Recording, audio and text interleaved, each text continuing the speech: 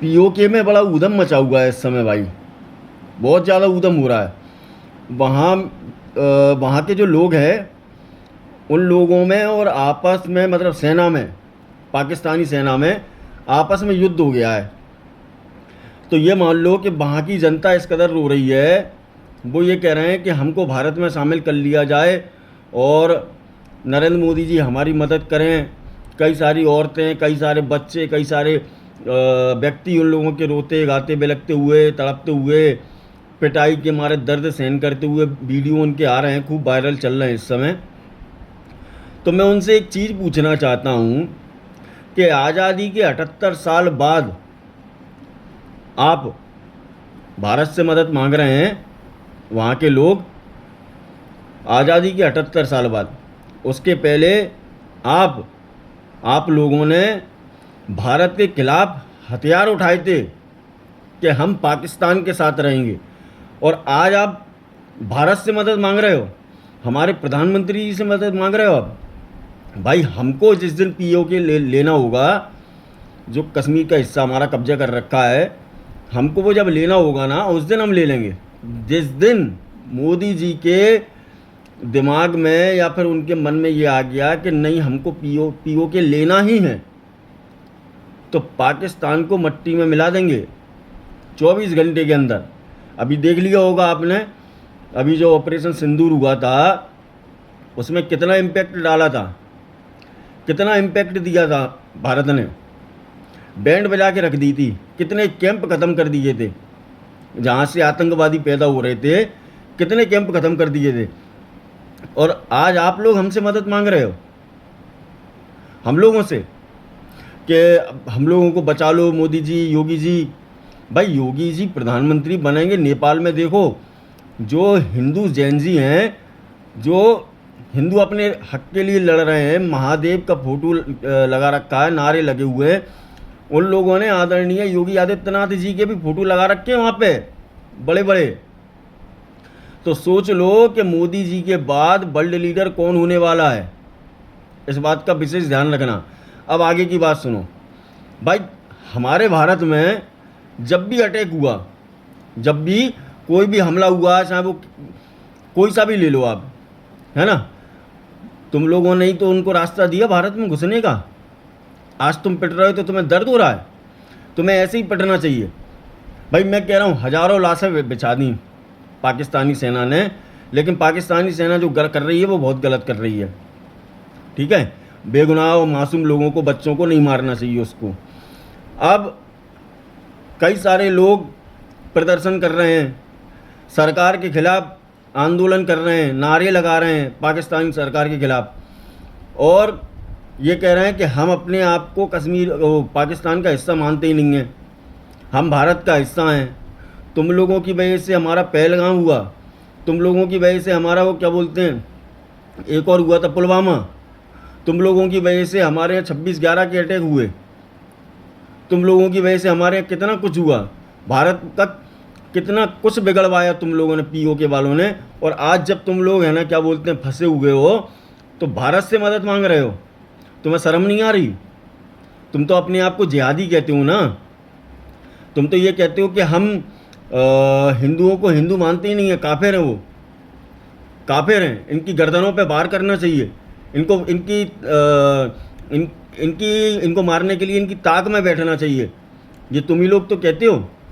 एक समय वो था जब तुम पाकिस्तान का साथ दे रहे थे, भारत के खिलाफ हथियार उठा लिए थे तुम लोगों ने। एक समय वो था जब तुम पाकिस्तान के बड़े बड़े अधिकारी, आईएसआई के चीफ, आर्मी चीफ, उन लोगों का साथ दे रहे थे। एक समय तुम वो लोग थे जब तुम है ना ये चाहते थे कि पाकिस्तान में इमरान खान की सरकार बने, या पाकिस्तान में नवाज शरीफ या जो भी था उसकी सरकार बने, हैं, बेनज़ीर भुट्टो की सरकार बने। तुम्हारी क्या बोलते हैं आज इतनी वो हो गई है स्थिति खराब कि आज तुम भारत से मदद मांग रहे हो। कभी तुमने जीवन में नहीं सोचा होगा तुम्हारे बच्चों ने कि हम कभी भारत से मदद मांगेंगे। आज ये नौबत आ गई।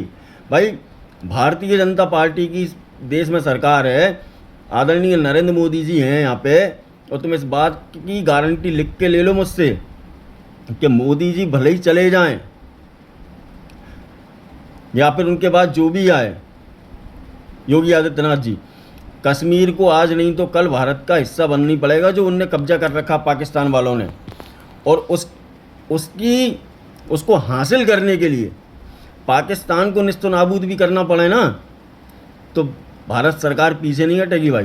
ये कांग्रेस की सरकार नहीं है, ये कांग्रेस की सरकार नहीं है कि कोई भी आतंकवादी गतिविधियाँ हो जाएं, अटैक हो जाए तो आतंकवादियों को ही बचा लो।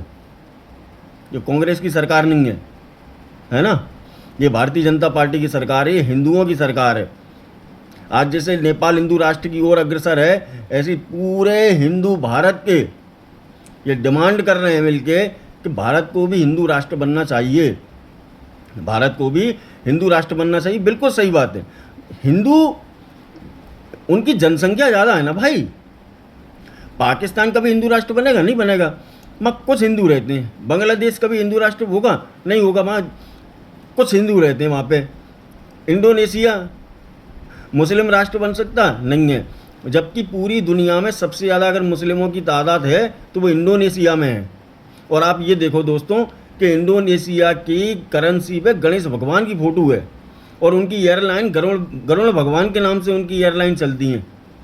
देख लो आप, जिस देश में सबसे ज़्यादा मुसलमान रह रहे हो वहाँ की पार्शियलिटी देखो आप कि कैसे है, ट्रांसपेरेंसी आप ये देखो, हिंदुओं के लिए कैसे झुकते हैं, हिंदुओं के देवी देवताओं का सम्मान किस तरह से किया जाता है। और वहीं हमारे यहाँ जो कॉकरोच जनता पार्टी के लोग मंच पे खड़े होकर राम भगवान को और अभद्र टिप्पणियाँ करते हैं हमारे मर्यादा पुरुषोत्तम श्री राम के ऊपर।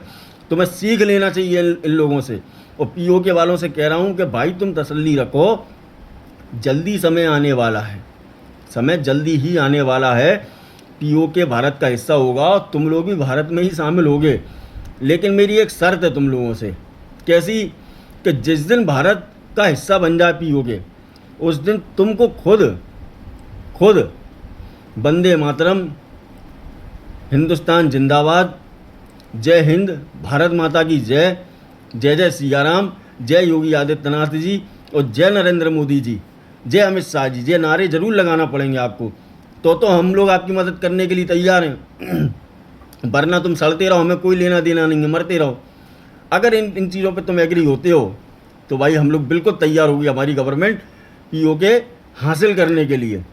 और आज नहीं तो कल दोस्तों ये दिन आने वाला है भारत के इतिहास में कि जिस तरह से धर्म के आधार पर देश का बंटवारा कर दिया गया था, वैसे ही आप देख लेना जल्दी से जल्दी पीओके भारत में होगा, भारत का हिस्सा होगा। जो कश्मीर, जो हमारा कश्मीर है, जो हिस्सा है जो पाकिस्तान कब्जा करके बैठा है, वो भारत का हिस्सा होगा जल्द से जल्द। भले ही पाकिस्तान को ख़त्म क्यों ना करना पड़े। भारत आज की डेट में इतना मजबूत राष्ट्र है कि चाहे तो 24 घंटे नहीं लगेंगे ख़त्म करने में पाकिस्तान को। आपको याद होगा कि जब पोखरण परमाणु, शायद उसी समय की बात है, जब परीक्षण चल रहा था तो पता नहीं अमेरिका वालों ने शायद बीच में टांग अड़ाई थी या किसने अड़ाई थी।